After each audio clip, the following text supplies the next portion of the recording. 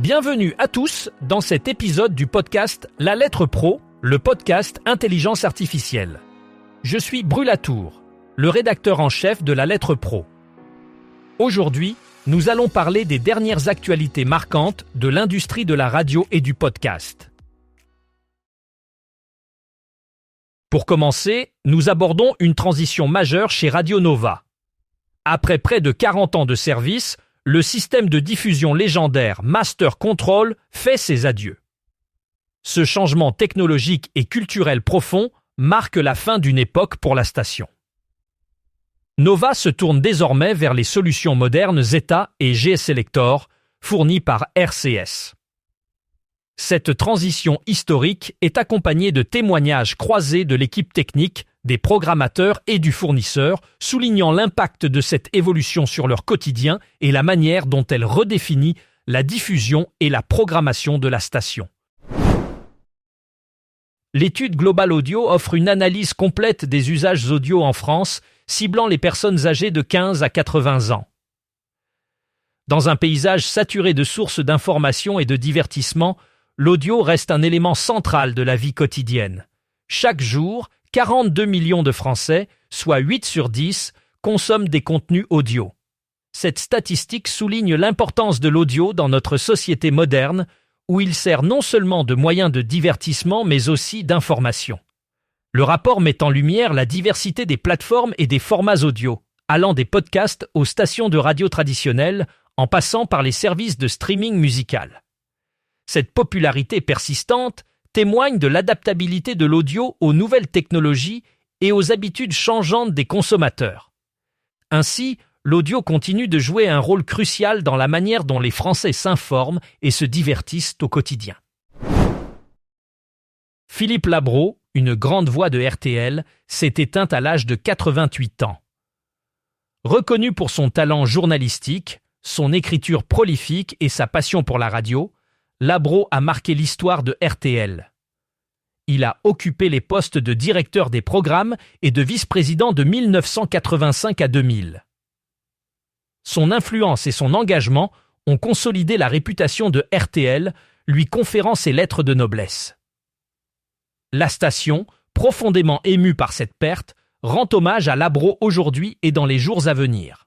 L'héritage qu'il laisse dans le paysage médiatique français est considérable, ayant travaillé pour de nombreuses rédactions prestigieuses avant de rejoindre RTL en 1979.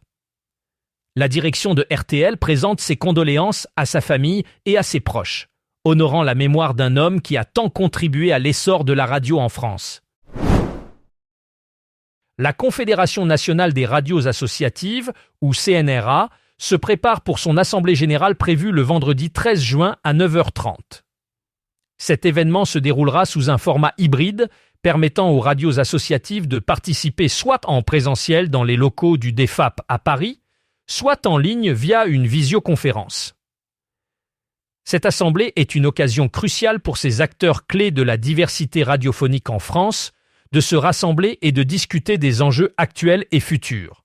Le format hybride vise à garantir une large participation, facilitant l'accès à cet événement pour les radios situées en dehors de Paris. Les participants recevront un lien de connexion pour rejoindre la réunion à distance, assurant ainsi une interaction fluide et inclusive pour tous les membres présents, qu'ils soient physiquement ou virtuellement connectés. Mediapulse a récemment publié ses premières données de Radio Streaming Data pour l'année 2025. Ces chiffres, obtenus grâce à une méthodologie de recensement exhaustive auprès des diffuseurs participants, offrent un aperçu de l'audience en ligne des stations de radio suisses pour le premier trimestre de l'année. Durant cette période, 38 stations réparties entre 9 diffuseurs ont généré un total impressionnant de 37 75 780 sessions d'écoute numérique. Cela représente 52 554 245 heures de diffusion. Ces données mettent en lumière la vitalité et l'importance croissante de l'écoute en ligne pour les stations de radio suisses, soulignant leur capacité à s'adapter aux nouvelles habitudes de consommation numérique.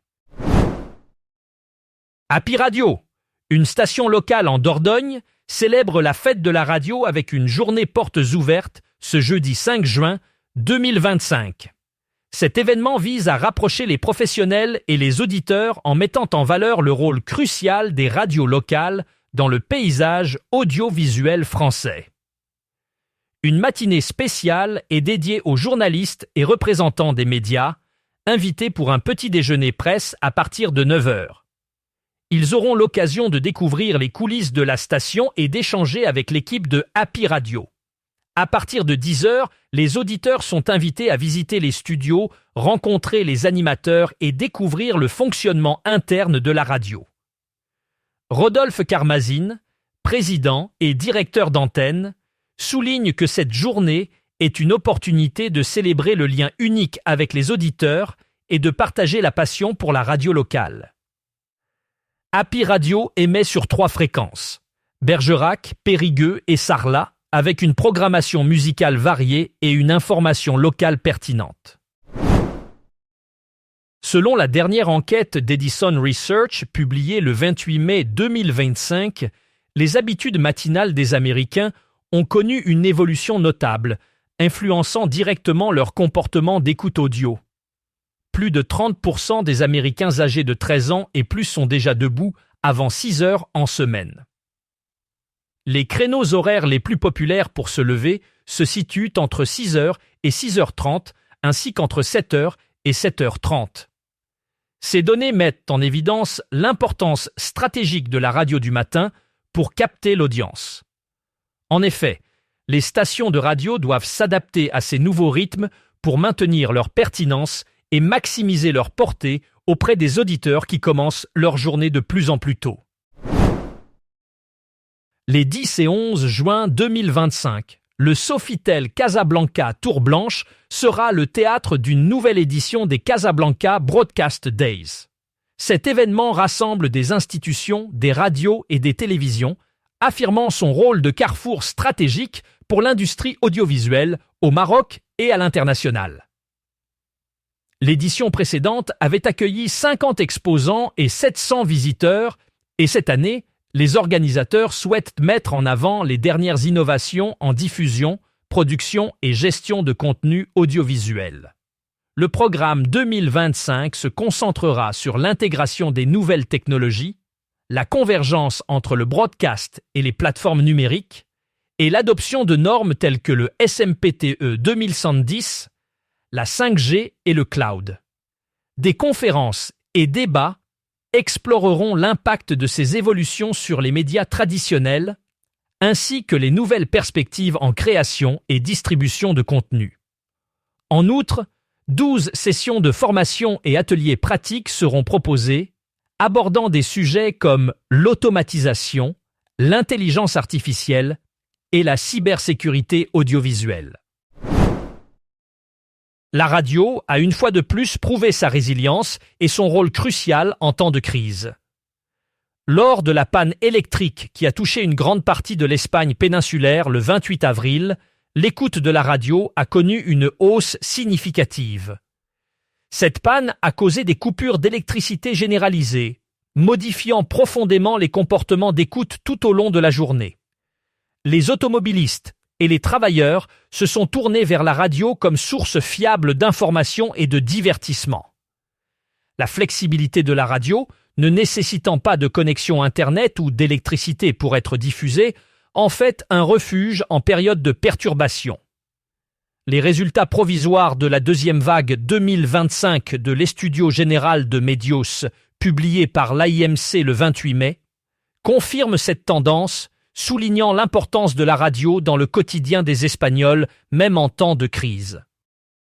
C'est tout pour aujourd'hui dans La Lettre Pro, le podcast Intelligence Artificielle. Pour plus d'informations sur ces sujets et bien d'autres, rendez-vous sur notre site lalettre.pro. Vous pouvez également vous abonner à notre newsletter quotidienne pour ne rien manquer de l'actualité de la radio et du podcast. Je suis Brulatour et je vous remercie de votre écoute. À demain pour un nouvel épisode.